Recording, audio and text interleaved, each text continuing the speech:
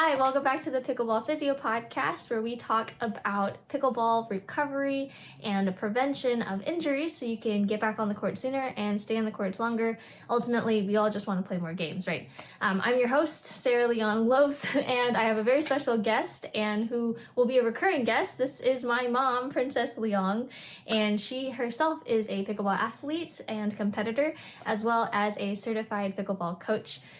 She also has a background in physical therapy. She got her transitional doctorate in physical therapy and has upkept her license. So she and I get to nerd out together a lot about pickleball, about health and fitness, about the anatomy of our bodies. So I'm really excited to be having her come on regularly and talk about how to stay healthy and fit for the game of pickleball. So welcome, Mom. Thanks. Good to be here, Sarah. Thanks for having me. So I kind of wanted to spend some of this episode talking a little bit more about Mom and her story with pickleball and what she's been doing in the world of pickleball and how she keeps herself healthy and fit for pickleball. So can you share a little bit about your background of when you got started in pickleball, what drew you in, what got you addicted and now has you wrapped around the finger of the sport of pickleball? Well, first of all, I don't come from any racket sports. I was a gym rat. Basically, I like basketball and volleyball and anything that you would play in the gym. But the only racket sports I ever did was like ping pong and maybe a little bit of badminton, a little bit of racquetball. But other than that, I tried tennis. I really wanted to be a tennis player, but just couldn't hack it. I mean, it was just, I didn't have the strength. So I met my husband. He played tennis and he tried to get me to play tennis with him and couldn't swing it. So poor guy couldn't play tennis with me. But then when he found pickleball 6 years ago, he actually said, "Hey, Princess, let's go to a park where they're playing pickleball and check it out." So it was on my birthday. We went over there to this park, and pickleball players, they're just so friendly, and we just love our sport so much. We're just gonna spread it like wildfire. So we were just standing there looking at the fence, and they said, "Hey, come on in. You're interested in playing pickleball?" We're like, "No, we're just watching." And they're like, "No, you got to come in. You got to try it. You're gonna love it." So they gave us paddles, and they had us hit over the net a few times, and just hearing that pop off the paddle, it just made me go, I can do this. This is so much fun. And you're just like, it was just like a little family game kind of feeling, but then still there's like a sports edge to it too. So from that day on, I looked at Mike and go, we can do this. Let's do this. And from that point on, we were just scouring the internet for how to play this game, and we bought paddles and we bought our own net, and we were at that park like every other day. And from then on, it was just an upward soaring in the sport, because back then 6 years ago, nobody knew what pickleball was. Still, we would go around going, "Oh, we play pickleball," and we're like, "Huh?" Mm-hmm. So it's grown a lot in the last 6 years, and it's been good. We became ambassadors for the USA Pickleball Association, the USAPA at the time, for the city of San Jose, and it was a struggle to get pickleball going back then, but in the last 3 years since COVID hit, it is booming in San Jose now. We've since moved from there, but pickleball has caught fire, and it is here to stay. Yeah. 6 years ago, people were like, "Oh, it's just a fad. We're not going to change our tennis courts into pickleball courts because it's just a passing fad." But it's here to stay, folks. Yes, which is exciting. Yes. And it's so addictive. Everybody gets super into it, and people just get started for fun and then eventually start competing, which you and Dad did. Can you share a little bit more about what turned the tides for you from recreational to competitors? Yeah. There was very little on the internet for pickleball, and so back then people were just like doing these crude streaming of the nationals, and we were like eating it all up, watching Simone Jardim and all these Sarah Ansbury and all these OG, as I would call them, pros back then, and we were watching nationals, on people's crude home screenings when they were at nationals, streaming, and I just said, wow, that looks like a lot of fun. Because back then, Nationals was held at a trailer park. Would you believe that? And because, as you know, pickleball came from trailer parks. And it was just a family game. And so the whole culture of pickleball back then was just really this fun trailer park family thing. And so I looked at that. I'm like, man, hey, I wouldn't mind competing because it just seems so low key. And I have a competitive edge on me too, because growing up in basketball and volleyball, I was on teams and stuff, and I did miss competing. And so my husband said, yeah, let's try it. And we did, like within a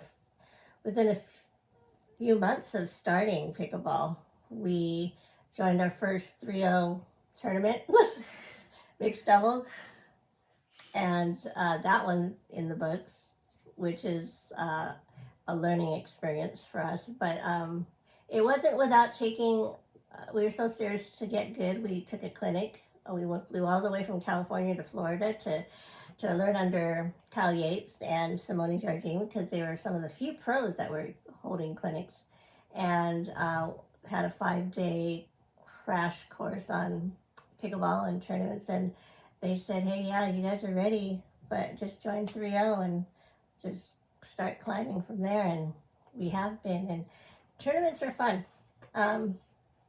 We've enjoyed tournaments. I like to play tournaments because it becomes some sort of a reunion in sorts, that you meet people at tournaments that you normally wouldn't meet if you didn't play in tournaments. And every time you play a tournament, you end up seeing them again. So it's a different community, the tournament community, versus rec play, because you're seeing people coming from everywhere to one spot.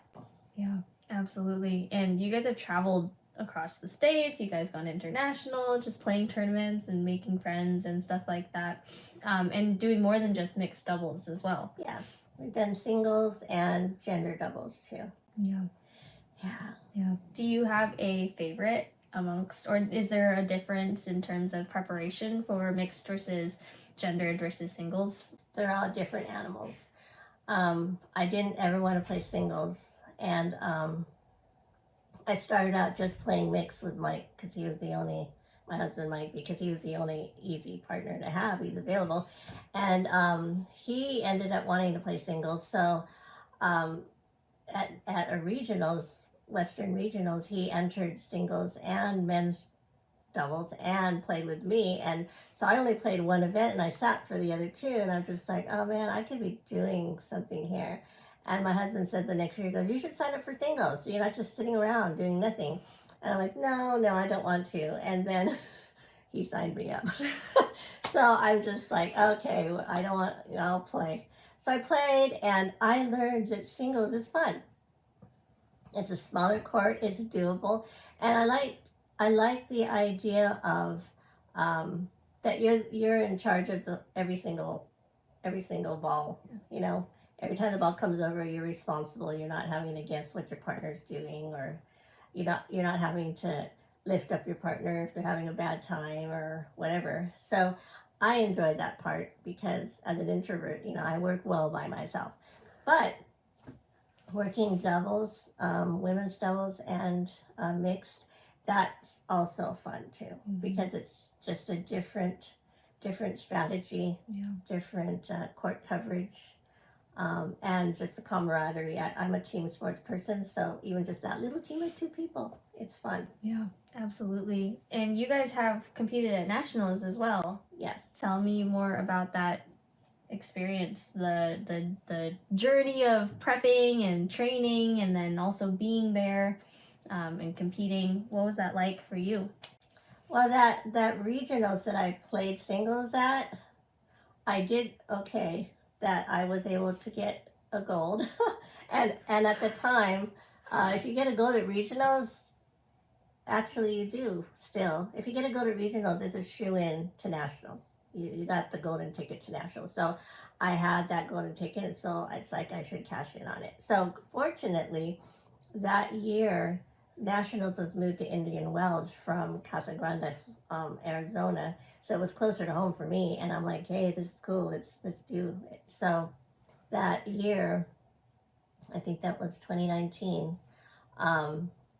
I competed singles in nationals and got knocked down to the back draw after 2 matches, but fought through the back draw and got the gold medal. It was a tough day. Yeah. Long story, but it's a memory I'll never forget. Yeah. And you logged this story. You entered this story into the Empowered Stories, Pickleball Stories for Women book that we both were able to contribute stories into. But Dottie Berry was the one who kind of helped, her and Jody Belcher helped gather a bunch of stories of women that are in love with pickleball and how pickleball has changed their life. And the story of your trek to nationals is in this book. Yeah. Which basically it kind of stories out my experience in that nationals run to the gold medal, that singles nationals run. So it's a fun little story. It's nice to know that's in a book now that I don't have to keep repeating. I'm just go buy that book. But yeah, the beauty about pickleball is that it's taken somebody like me who was a former athlete, and then when I had kids, I stopped being an athlete because I was there taking care of my kids, raising them, and then on the other side of 40, I was just like, okay, what do I do with my life now? And it's really hard, I wasn't really an exerciser, so I needed a sport. I wasn't like a runner or, somebody that does these individual stuff. I needed a team. And so when pickleball came, it gave me an avenue to be physically active and to desire to be healthy so that I could stay playing pickleball. So I actually said, there's just so many people out there like me that are coming off the couch or coming out of their work cubicle because they retired and just jumping into pickleball and getting hurt like that. And they're like, oh, pickleball is too dangerous to play. We shouldn't be playing it. And I'm just like, no, we need to get into it gracefully because our brain is still 20, but our bodies are 50. And our bodies can catch up, but it needs a little time, and we can't just jump in the game. So I started Pickleball4Health, trying to promote wellness so that we could stave off injury or strengthen so that we can optimize our athletic ability at our new age of retirement. Yeah. And so it's been kind of a fun journey. I've as a therapist, I use my knowledge as a physical therapist in my coaching. And so I notice when one of my first questions when I meet a student is, do you have any injuries that I need to be aware of? Because then if I know, I have a pinched shoulder, then I know we need to, until you can get that shoulder to operate properly, we need to modify your movement.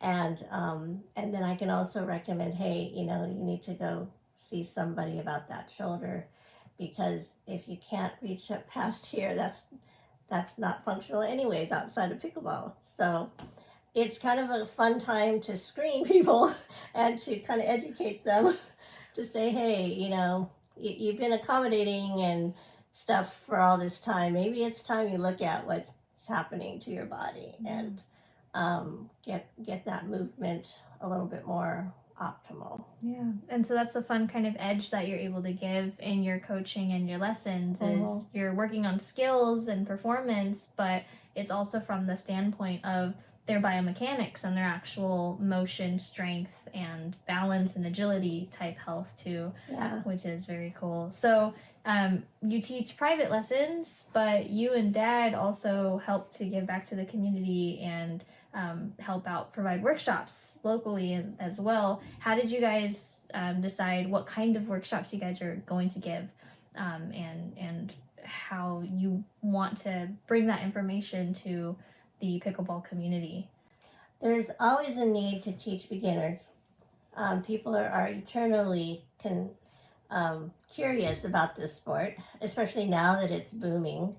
And so there's always people coming from scratch. So there's always a need to have lessons for beginners. And we contract with the local city Parks and Recreation, and we conduct beginners clinics once a month. And basically they leave knowing how to play pickleball. Just like the scoring and basic strategy, and just so that they can just go out and start playing.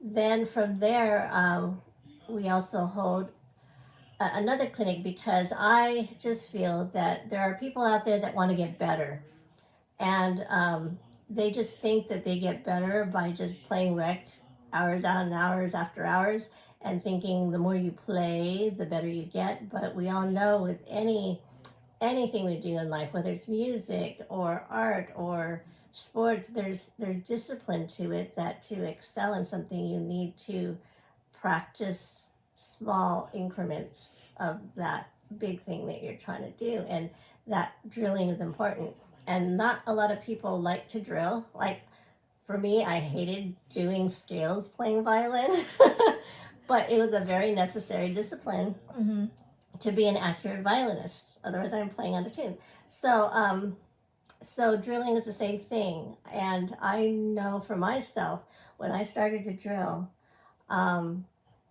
my play just got better exponentially. There was a period when we were playing with our friends at the park, and then we just hit a wall, Mike and I, in our abilities, and we're like, we need to go drill. So we actually spent a month not playing any rec, and we found a little tennis court all by itself, and we kind of marked it up. And then we practiced there 3 times a week, just drilling every shot. And then a month later, we showed up at the park again, and everybody's like, dude, what happened? Did you take like lessons or something? And we're like, no, we just drilled. They're like, we were wondering where you went. Like, were you tired of pickleball? And we're like, no, we drilled. And they're like, you guys are different players now. So I'm a testimony that drilling really does make a difference. So we hold a drill clinic, which is encouraging people to come together, because a lot of people's complaints that I find with my students is like, I can't find them somebody to drill with. And so we're like, well, then let's provide a group of people to drill with. So once a month, we kind of have a whole series of things we work on that just keep cycling after 6 months or 6 weeks.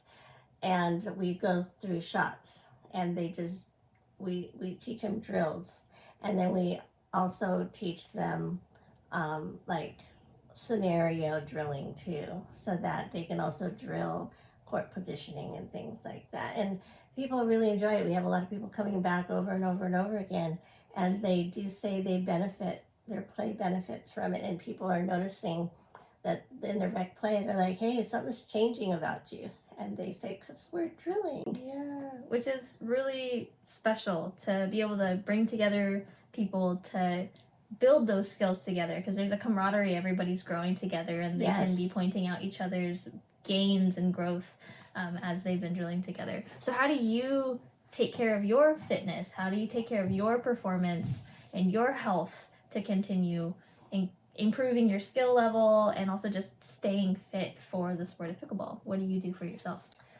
Well, specifically for the sport of pickleball, I make sure that I warm up and stretch up before I play. And that's something I really stress my students to not just walk on the court and think dinking around or drop shots as your warm-up.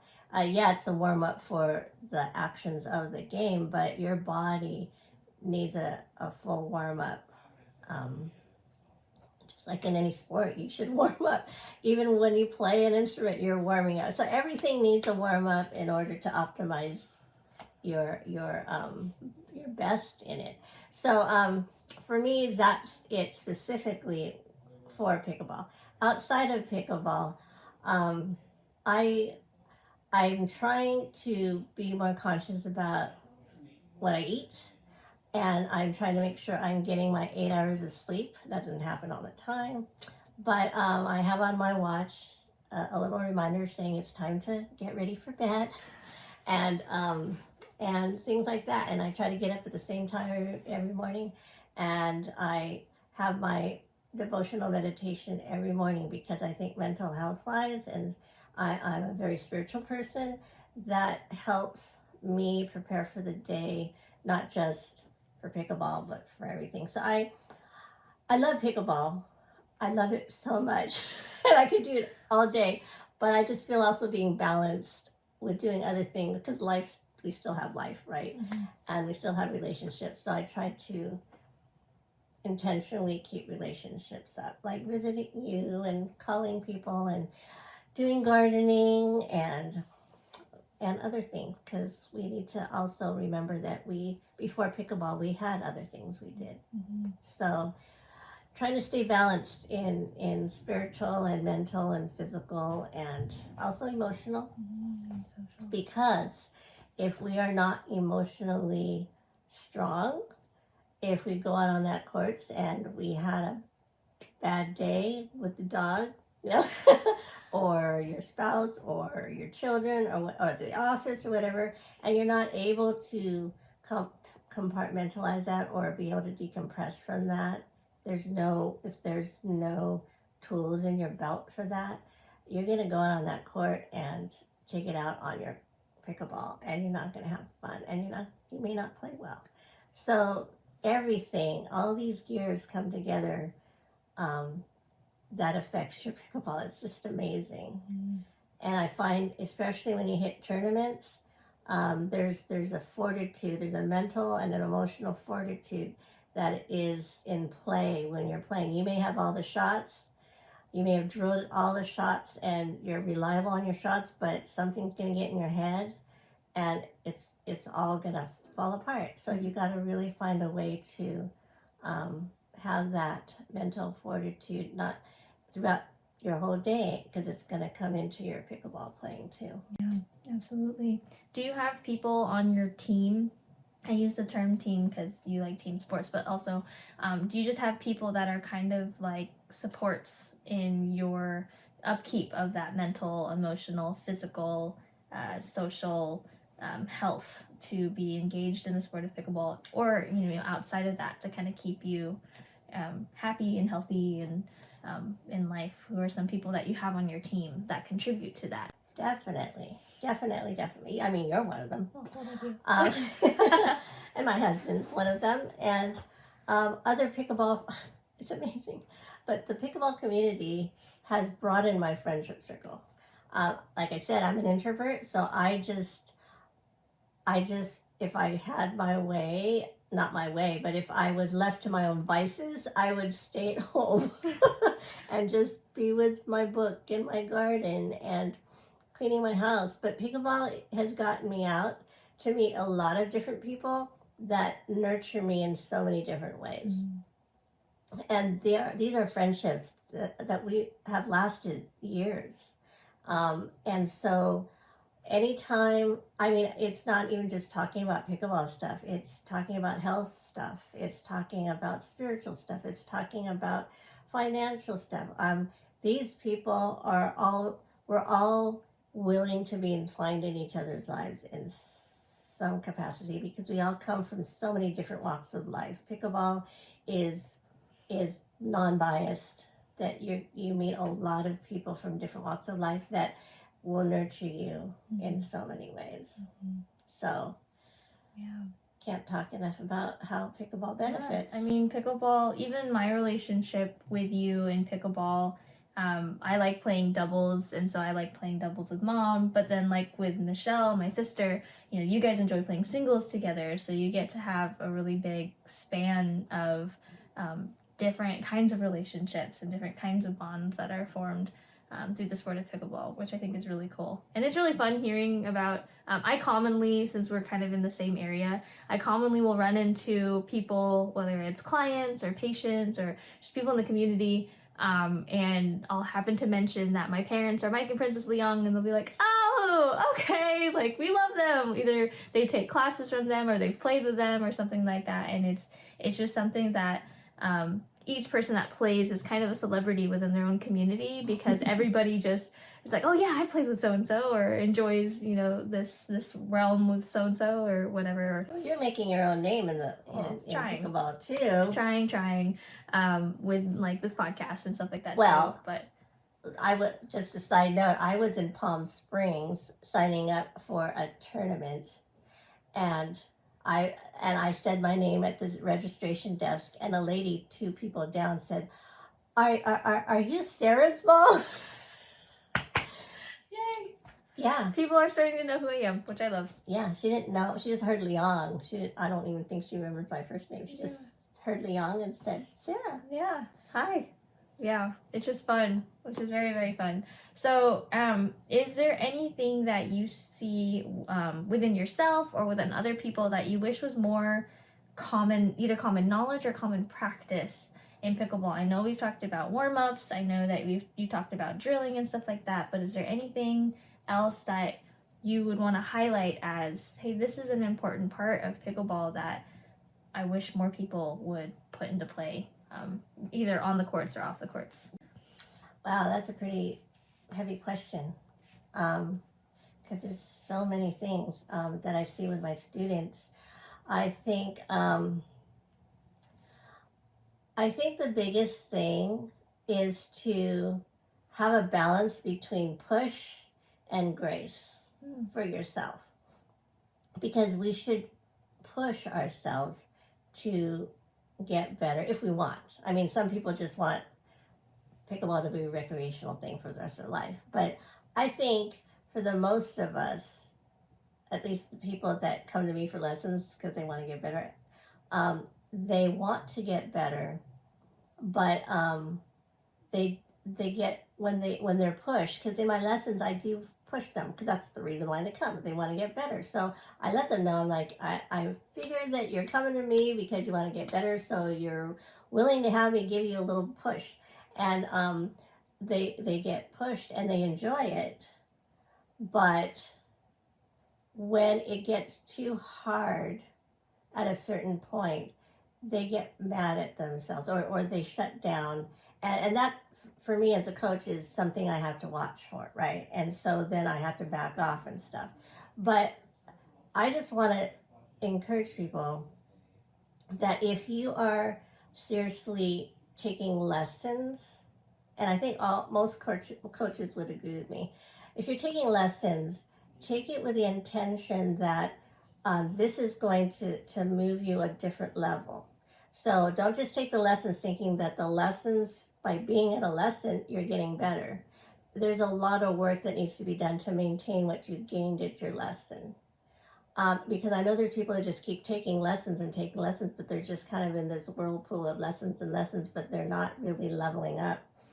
And so when I tell my students, because when they finish my course, they're like, what's next? And I'm like, well, what's next is you take what you just learned and you work on it for the next year. Come back to me and I'll see if you're ready for what's next. Because they just think, oh, I'm done with lessons this series, so I'm ready for the next series. And I'm like, no, there's work to be done. Take each lesson as that next level you're trying to attain, and work on what you learned at that lesson so that your coach can take you to the next level. They're not just rehashing what you learned down here. And that's what's going to optimize your lesson time, and you're going to see yourself have greater gains. And that's what it means to do your homework, do your drilling, and your just constant mental learning too. Yeah, which is, I think, is a very, very valuable tip, and something that everybody needs to have a little bit more balance of, especially those of us who, you know, if we get injured or we have any sort of obstacles for building skill levels, we need to have that balance of the push and the grace enough to encourage your body to be resilient and to move into areas of discomfort and growth, but also not push yourself so far that you hurt yourself and so that discomfort becomes pain. Or you get frustrated, and then you just or throw your hands up and go, I don't want to do this anymore. It's too hard. Right. Without necessarily going into detail, have you ever gotten injured playing pickleball or experienced any previous pains or injuries that have come up and limited you in pickleball? And how did you extend grace and compassion and care to yourself to get back on the courts and to continue playing more games? Yeah, well, it kind of helps that I'm a physical therapist, so I can kind of tell when injury's starting and not pushing through injury. But one thing, early on, I'd say my first year of pickleball, I thought it was just like a little baby sport, and so it's like it wasn't like high intensity at the time for me. And but even with the intensity that I was playing, the lower intensity, I still got hurt amazingly. I wasn't like running for balls or sprinting for balls, but my left Achilles was like inflamed and so it hurt that I couldn't walk. And I could tell that if I kept going at the way I was going, because I was playing like 5 days a week, 3 hours every day, I could rupture it. And that's like many months of recovery plus surgery possibly. So I had to stop. I had to scale down. I had to like just play like once a week and just do all the measures of that we do as therapists to treat an inflamed tendon. And once it got better, I said, I don't want that ever to happen again. And so I really got religious about stretching my Achilles before playing and even during playing, like between matches or waiting for the next game and rec. I am stretching my Achilles, both sides, as a preventative measure for that happening again. Yeah. So a lot of people are injuring their Achilles for the same reason. We're just tight people. I'm a very tight person, in the sense of not that I'm uptight, but I have tight hamstrings. I have lots of tight muscles, and so tightness can get injured. Yeah, absolutely. So, what are some tools that you have used or tools that you regularly use, whether it's footwear or gear or anything like that, that you feel you've matched well with your play, with your needs, with your upkeep and maintenance for your health? What are some things that other people might be interested in looking into for supplementing or complementing their pickleball journey? I wish I had it to show you. But first of all, I believe that performance comes from the ground up. And so our whole being is balanced on our 2 little feet. And so your shoes have to be like, don't skimp on your shoes. Okay? We'll have you on another time and you can show all these too. We'll have like more extended conversations, but yeah, so say more. Shoes is important. I don't buy a shoe because it's the famous shoe that famous people wear. I wear a shoe that when I put it on and I walk around, it feels like I've had it for a year. It's already broken in. I don't believe in breaking in shoes. So from there, I move up the chain, and the Achilles is my number one problem. It's my Achilles heel for injury, because I know I could re-injure it again. So I have a stretching device. It stretches me further than what I could do if I just had my foot up on a curb or something, because it also stretches my toes, so I get that my plantar area also stretched. So it's a double thingy, and it's just a cool thing to do when you're standing at the fence. You can stand on it and you're stretching. So that device really helps me. I carry it around in my bag all the time, and I pull it out, and people are like, "Oh, what's that?" And show me how. And to the point where I just leave it out by my bag, and I'm playing the games, and I see people using it, and I'm like, "Do it!" I really should be sponsored. No, anyway. But we'll put links in the description and show notes for you guys Yes. to look at these things too. But yeah, that's a great device. For a while there, I mean, these are all just therapy devices too. Definitely, there's a lot of spinal activity of rotation when you're playing this game. Sure, you could play stiff as a board, but you're not going to get the power that you need. And so I'm really working with my students to get rotation. And that's not just something you just show up with. You have to, especially at my age, we start stiffening up in the spine, so we need to loosen it up. So I have a foam core roller that I roll on my spine to mobilize it before I do any strengthening or stretching. That's a good one. And then there are some devices that helped me with my injury. There's one time I never really had tennis elbow or pickleball elbow now from playing pickleball.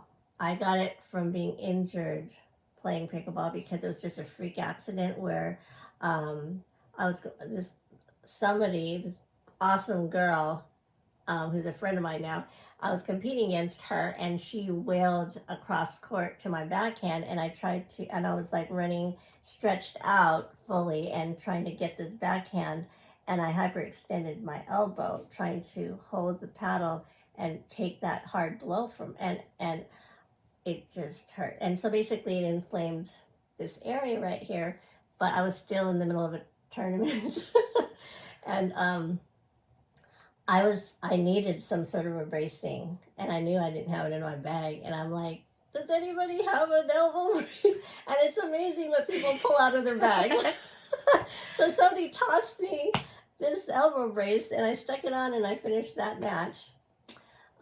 So that I had to wear for a while. And again, I had to rest from playing for a bit. I mean, rest, people think rest is like inactivity, but I was still doing stuff, but just not requiring the wrist strength. So at that point, I started learning double hands on my paddle, double backhands, because I knew I didn't have the strength with a single anymore from that one. So I've developed a double backhand now. Nice. I mean, I can still do single for things, but accommodation sometimes teaches you new skills. Yeah. And double backhands is something that everybody's learning to do nowadays. Yeah. To get more power. So it's been a journey. Yes, which has been very fun. And for those people who are maybe wanting to follow on your journey or connect with you, do you have any socials that you're willing to share either verbally or we'll drop in the description for people who want to keep up with you? Yeah, like I mentioned earlier, I have Pickleball4Health with the number 4. So it's Pickleball4Health. You can find me on Facebook, and you can find me on Instagram. And it's basically my journey. I take my journey as an athlete with my own injuries, but also my journey with growing in the love of pickleball and growing with the sport of pickleball. So there's just a mishmash of my anecdotal recovery processes and injury process. And then also just it's kind of a little snapshot into my world of pickleball with tournaments and with strategies and with all my coaching advice too. There's just little snippets of coaching advices that I like, little tiny mantras that I teach my students, because sometimes these little bites are all that they need to remind them. And when I hear, sometimes I'm walking on courts and I see some of my students playing and they don't know I'm there, and they say, what did Princess say we need to do there? And they'll quote one of my mantras. And I'm like, it worked. It's like, serve and stay, that kind of stuff. So Yeah. That's what my social media is all about.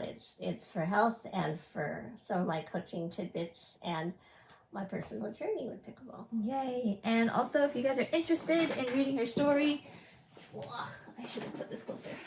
I'll try this. She has a story in it too. Otherwise, thank you so much for listening to Pickleball Physio. If you have questions or something you want us to cover, let me know. You can text us at 805-429-4733 or email me at phaseptandwellness@gmail.com. I'm also on Facebook and Instagram at phaseptandwellness, and reach out. We'd love to continue to share stories and give some more tips and tricks on how to keep us on the courts playing games until we literally cannot stand anymore. So thank you so much for tuning in, and we'll see you guys next time.